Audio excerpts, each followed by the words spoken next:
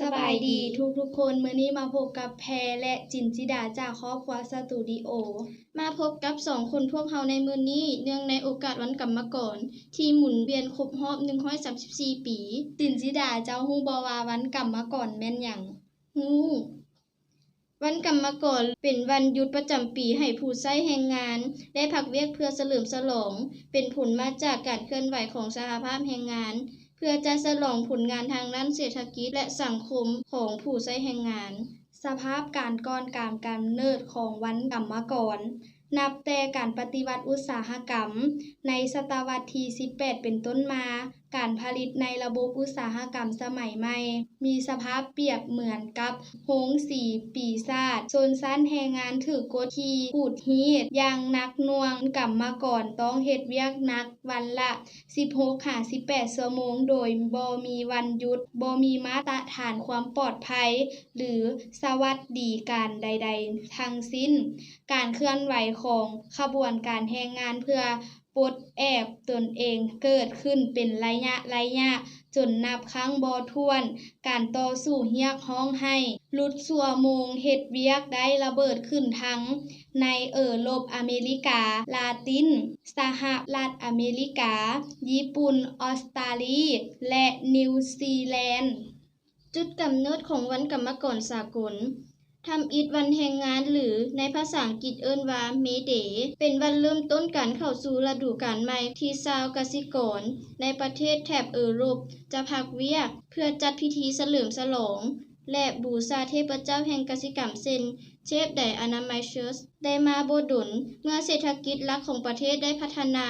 เปลี่ยนจากการกสิกรรมเป็นอุตสาหกรรม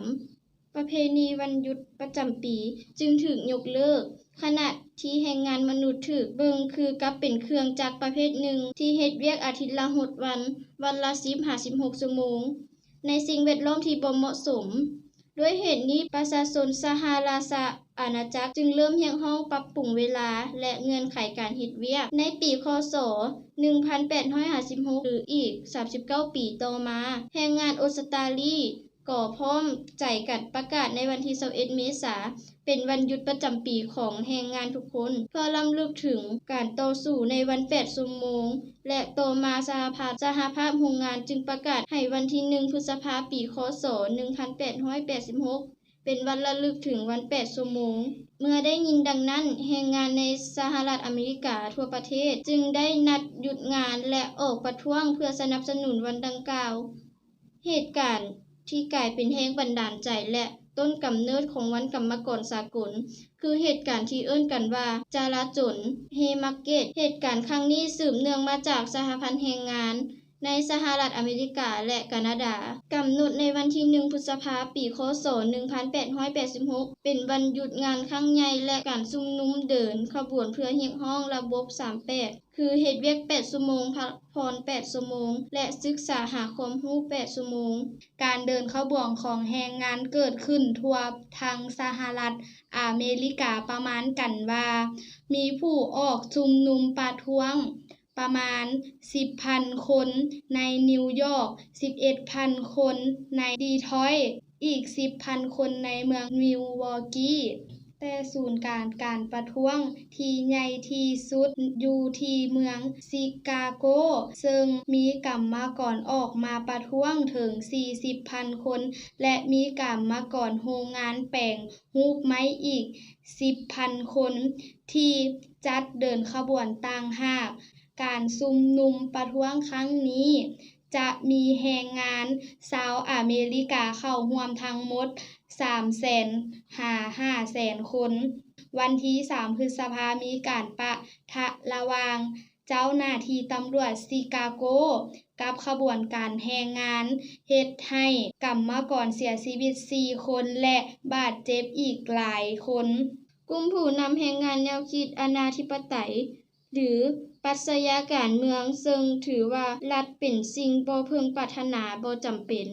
และให้โทษได้ชุมนุมในมื้อถัดมาจากในจัตุรัสเฮมาร์เก็ตซึ่งเป็นศูนย์กลางค้าที่สำคัญของชิคาโกการชุมนุมเป็นไปได้อย่างสงบจนฮอดผู้ปราศรัยคนสุดท้าย ตำรวจที่วางกำลังอย่างแน่นหนาสั่งให้สลายการชุมนุมทันใดก็มีเหตุการณ์ที่บ่คาดคิดคือมีคนโยนระเบิดหน่วยหนึ่งใส่แถวของเจ้าหน้าที่ตำรวจเฮ็ดให้ตำรวจเสียชีวิตทันที1คนตำรวจจึงเปิดฉากยิงปืนกรรมกรก็ยิงปืนตอบโต้แต่เหตุการณ์จราจรครั้งนี้กินเวลาน้อยกว่า5นาทีเฮ็ดให้ตำรวจเสียชีวิต7คนและกรรมกรเสียชีวิต4คนและบาดเจ็บจำนวนหลวงหลายผลของการมีวันกรรมกรสากลผลสำเร็จของการประท้วงครั้งนี้เฮ็ดให้กรรมกร